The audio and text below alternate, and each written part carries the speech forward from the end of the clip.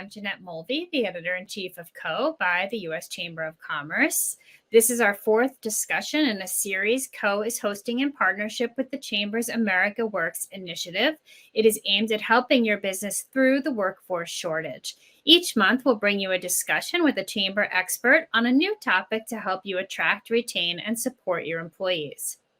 Now more than ever, small businesses are finding it challenging to hire talented workers. And one of the most underutilized and overlooked group of employees is people with disabilities. By recruiting, hiring, and retaining these folks, businesses can give themselves a competitive edge and demonstrate their commitment to inclusion. Here today to discuss how small businesses can consider hiring and supporting employees with disabilities is Jenna Shrove, Senior Director of Strategic Advocacy and Advisor to the Chief Policy Officer at the U.S. Chamber. Welcome, Jenna. Thanks, Jeanette. I'm excited to be here. Thank you so much. So how should small business owners be thinking about hiring workers, people with disabilities? Small business owners should absolutely be seeing this as an opportunity. The key is to focus on what a person can do rather than on their limitations, and to look for those people who are qualified for the job but may need some form of accommodation. People with disabilities comprise the largest minority group across the globe. As of 2018, only 29% of working age with disabilities participated in the workforce, meaning there is a potential untapped talent pool of more than 10 million people.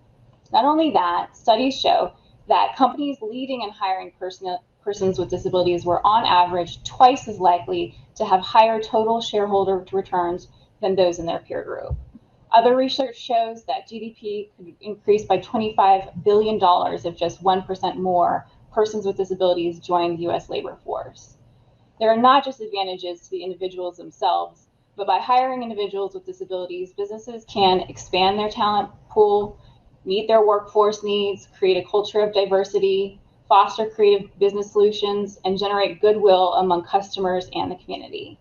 Although how you implement a program of hiring persons with disability is just as important as the why. So you say, so how you implement it. So what do you mean by that? So first and foremost, it's important to note the role of the Americans with Disabilities Act and the Equal Employment Opportunity Commission in consideration of hiring persons with disabilities. The ADA prohibits discrimination against people with disabilities in several areas, including employment, transportation, public accommodation, communications, and access to state and local government programs and services. As it relates to employment, Title I of the ADA protects the rights of both employees and job seekers. The EEOC is responsible for ensuring federal laws that make it illegal to discriminate against job applicants or employees. Most employers with at least 15 employees are covered by EEOC laws. The laws apply to all work situations, including hiring, firing, promotions, harassment, training, wages, and benefits. The ADA also defined what constitutes a disability. A disability is considered a physical or mental impairment that substantially limits one or more major life activities. Individuals with disabilities often need workplace accommodations, which is a modification or adjustment to a job, the work environment, or how things are usually done during the hiring process. A couple of best practices for hiring include reviewing job descriptions carefully to make sure that they don't include unnecessary restrictions that would prevent someone with a disability from applying or being hired. For instance, with the widespread availability of video technology, maybe having the ability to travel into the office is not the requirement it once was. Interviewing candidates with disabilities, employers must also follow certain guidelines. For example, there are specific questions you may not ask job applicants regarding their disabilities or medical conditions, and specific points in the hiring process when you may ask certain questions.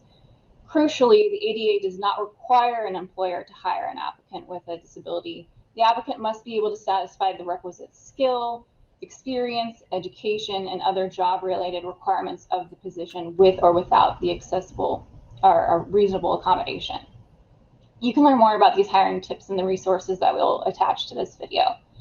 To help identify pools of potential talent, best practices include working with recruiters and national or local organizations. The Employer Assistance and Resource Network on Disability Inclusion, or EARN, is a free nationwide service that educates employers about effective strategies for recruiting, hiring, retaining, and advancing people with disabilities. The Workforce Recruitment Program for college students with disabilities is a free resource that connects private businesses and federal agencies nationwide with qualified job candidates for temporary or permanent positions in various fields.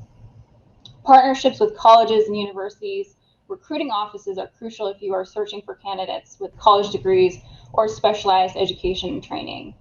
There are also many community rehabilitation providers who can also help you with hiring needs.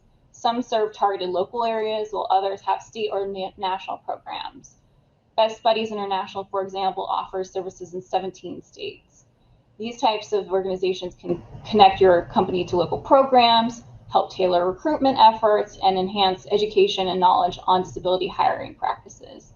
The great news is the increasing visibility of the success of these types of programs and models for finding and retaining talent has led other businesses to consider expanding their recruiting efforts to those with disabilities as well. So once you've hired someone, that's not the end of the process. So can you talk about what kinds of things employers need to be thinking about after the hiring process has ended and the employee is on staff? Absolutely. So persons with disabilities often require accommodation or support mechanisms beyond that of normal employees.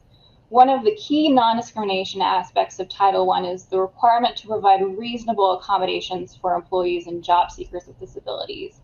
Accommodations make it possible for a person with a disability to perform their job, but an employer does not have to implement an accommodation that would create an undue hardship for the employer, such as costing too much or requiring too much difficulty to implement. Examples of reasonable accommodations include providing forms and written materials in accessible formats during the hiring process, flexible work schedules or remote work opportunities, or specialized equipment for software. Your audience, small business owners, may be concerned about the cost of accommodating persons with disabilities. However, studies have shown that often these are actually minimal and very fruitful investments. According to employers participating in a recent study, nearly 60% of accommodations cost absolutely nothing to make, while the rest typically cost only $500 per employee with a disability. And there are government incentives and programs available to help fund accommodations for those with disabilities. For convenience, we've put together a guide for your audience to understand what these look like.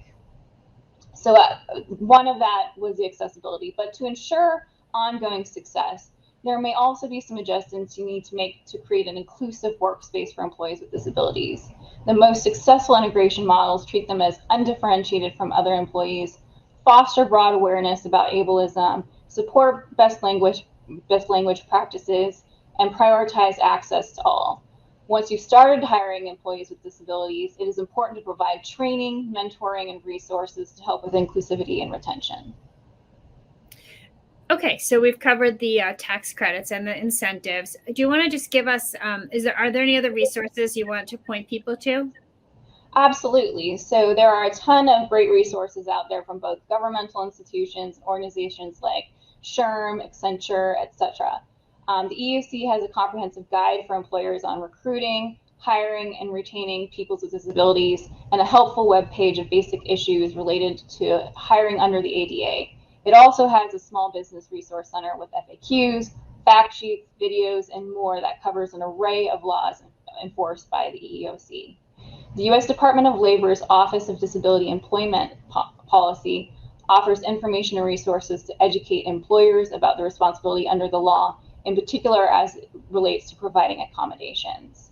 Another key resource is the Job Accommodation Network, or JAN, which provides expert one-on-one assistance to employers on accommodations for employees with disabilities. For this program, we also put together a data set depicting the current state of hiring those with disabilities as well as the opportunity, a guide explaining what incentives and credits are available, and other content showcasing stories and best practices around hiring with those with disabilities. But I want to reiterate how important it is for employers and small businesses to do their research and work with national or local organizations to ensure successful integration of these folks into the workplace. In the end, this can be a win-win-win equation, good for the employer, good for the employee, and good for the community. That's great. Thank you so much, Jenna. That's all we have time for. Thanks to everyone for watching. You can get links to all of the resources Jenna mentioned in this article. And we hope you'll come back to CO often, because we are committed to helping you through all of your workforce and staffing challenges. And we have lots of articles on that. Next month on this America Works series, we'll be talking about upskilling and reskilling. So we hope you'll come back for that. Thanks, everyone.